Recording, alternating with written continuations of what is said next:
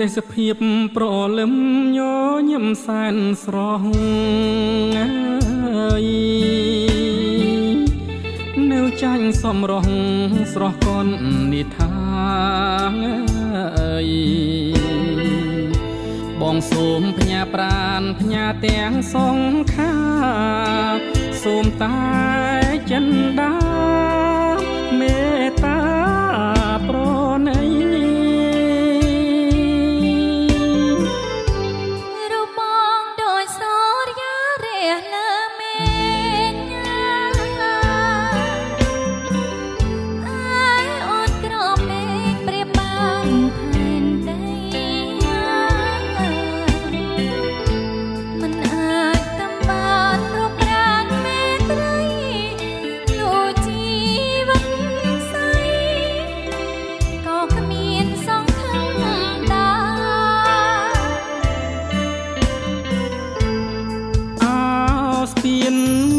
កំសត់